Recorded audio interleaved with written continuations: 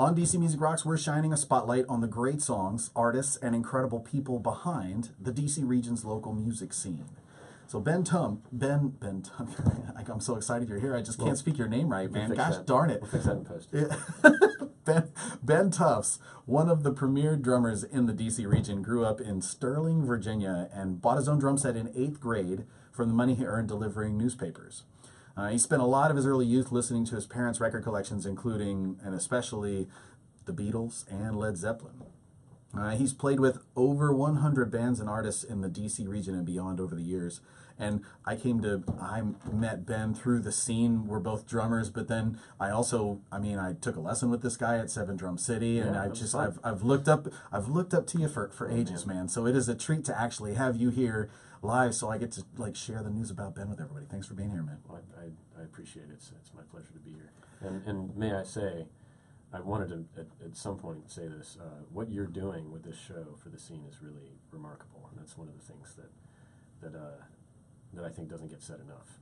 Well, thanks. So man. thank you. I appreciate it. Yeah. Absolutely. Well, now, but let's talk about you. Sure. So, talk about you professionally, and you're a musician. You're a drummer. How would you describe yourself?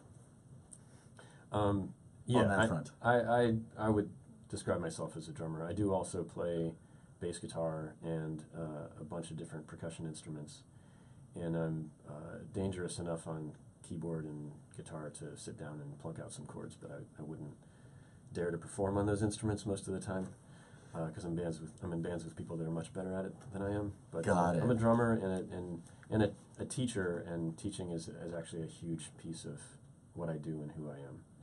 Yeah. Talk about that, the teaching. Where we said earlier, 7 Drum City and the place out in Chantilly, what was the name? Contemporary Music Center. I've been at Contemporary Music Center for over 10 years now. I've been teaching in the area for about almost 20, actually.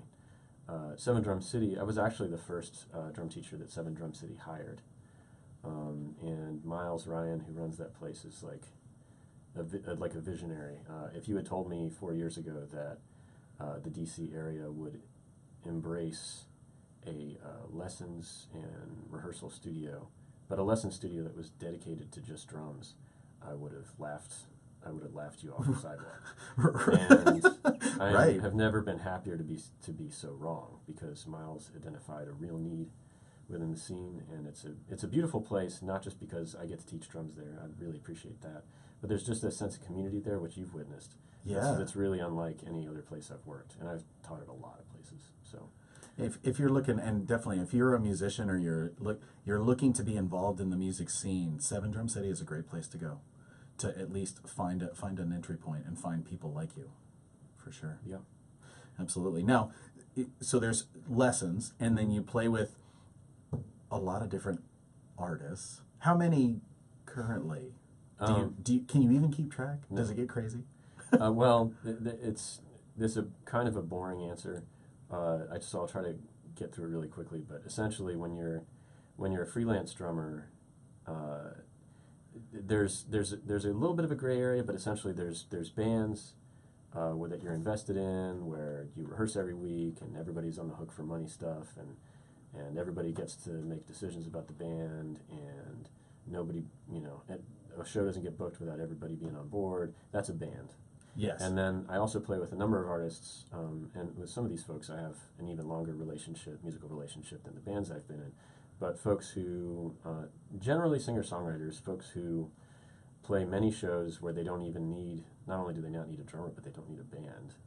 They might play wineries, they might play coffee shops, they might play open mics, and it's just them and a guitar. And when they need to make a record with a full band, or when they need to play a bigger show, I might be on the list of drummers that they would call. And so if you include just bands, the projects that I am invested in right now are Fuzz Queen, who you just heard, a band called Uptown Boys Choir, which is a band formed around Kevin D'Souza, who's the primary songwriter there, and a noise rock outfit called Virginia Creep, featuring J.R. Hayes, who's also the vocalist for Pig Destroyer. Wow. And now you said, I meant to ask you, so Fuzz Queen, where does the name come from for that? Well, Fuzz Queen is a relatively new band, at least that's what we tell people. because people like to hear new. We've been playing shows for about a year, but Chris Stello and Aaron Frisbee, who are in the band, I have a long association with, going back 5 years, because all three of us were in another band called Miss Siobhan and Yuma Ray. Oh. Yeah, it's a mouthful, which is one of the reasons why we changed the name. Got it. Essentially what happened is we had some personnel changes a couple years ago, went through some kind of band soul searching, and we had a record that we decided to shelve and not put out, and we came away from that. We decided originally to rebrand, but we very quickly realized with the election and a couple of other influences, I like to say that Erin's songwriting, she's the primary songwriter for Fuzz Queen, kind of became weaponized. She's very inspired by the events surrounding the election. And everybody in the band has always been pretty socially conscious, but we realized that we were suddenly in a new band. And the band name Fuzz Queen was actually the name of an ill-fated side project that Aaron and Chris had when they used to live on the other side of the country from me and the old bassist in that old band. Oh. And so they already had all the social media, but they had never really done anything with it. And actually, when we were talking about rebranding, I had serious band name envy. I was like, I want to be in a band called Fuzz Queen. And they were like, no, that was our other thing. We can't call it that. It was something else. And I advocated for it. We made lists, and anybody who's in a band knows how that goes. It's the least fun thing and the hardest thing about being in a band is picking a good name. Yeah. And finally, one day, I forget who said it, but Aaron and/or Chris was just like, okay, you know what? It's Fuzz Queen. And immediately it made sense because the band is a lot more aggressive than our older outfit. We hardly play any of the same songs. They use a lot of pedals, and some of those pedals are fuzz pedals. Nice. And people joke, when they meet us at clubs, they're like, oh, so you guys are the Fuzz, because Chris and I both have quite long beards, and you must be the Queen, pointing at Aaron, which is kind of goofy. But that's our name, and it worked out. It couldn't have worked out better.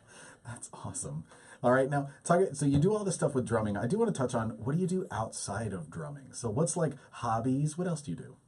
Well, if you'd asked me a few years ago, I would have told you nothing.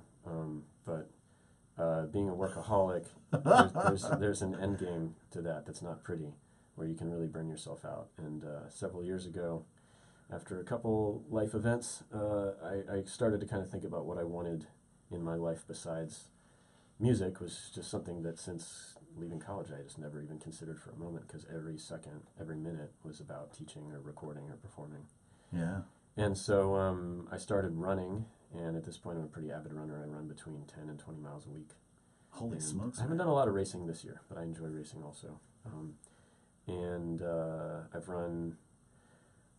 Officially I've run a half marathon. I've not run a full marathon yet. That's something that I aspire to do eventually. Got it. Yeah, when you can find the time. Yeah, and also for a couple years I've been a pretty avid kayaker, and I actually bought my own boat in July, and recently completed a 3-day, 45-mile kayaking trip with an old friend of mine. So that's another thing I really enjoy. That's amazing. Being out on the water. Yeah. Yeah. So running and I love it, man. Very cool. Now, what about one of my favorite questions to ask is, if you could offer one piece of advice, what would it be? Don't stop. Say more. You mean to musicians in particular? Or? It's up to you. I think one of my favorite things to say, and I don't actually remember where I heard this or if I read this somewhere, is would you rather live with the answer or the question? And that tends to be a motivator for me with a lot of my more important life decisions. Which way do you lean? Always have, 10 times out of 10, I always have to know the answer. I'd rather know the answer than live with the question. Interesting. Sometimes it gets me in a lot of trouble. Yeah. But you know what? My personal is, I live life without regrets, and it's almost the same idea, which is I'd regret it if I didn't ask, so I ask. I get it. Now, if there are folks who want to find out more about you and the cool things that are going on, where do they go to find you? As I mentioned earlier, I'm pretty active on social media, so my Instagram account is just my name, Ben Tufts, BenTufts. I'm on Twitter at Ben Tufts Drums, and you can also find my Facebook fan page where I list a lot of my shows, and I also post a lot of educational content from lessons, transcriptions, and photos of my students and that sort of thing in my Facebook fan page, and you can find that pretty easily just by searching my name. And quickly, I'd regret it if we didn't mention it. Talk about Ben Tufts and Friends real quick. Sure. What is that? Well, for the past few years, 7 or 8 years now, I've been hosting yearly concerts that are fundraisers for the Craig Tufts Educational Scholarship Fund. My father, Craig Tufts, was the chief naturalist at the National Wildlife Federation for my entire life growing up. He passed away 9 years ago, and it was one of his wishes that any funds would be put in a scholarship fund to send kids to study nature. And so I host a yearly concert of original music, which we actually skipped on this past summer because I was needing to kind of regroup. But those have generally been at Jam and Java in Vienna, where we, for an entire day, host original artists. And then in the past few years, in the late winter, I've been hosting tribute shows. And coming up this February, we don't have a location yet, but we're going to be doing a tribute to the police. And so all of the proceeds from the shows go to the fund. That's So amazing. That's the Ben Tufts and Friends concept, yeah. I love it.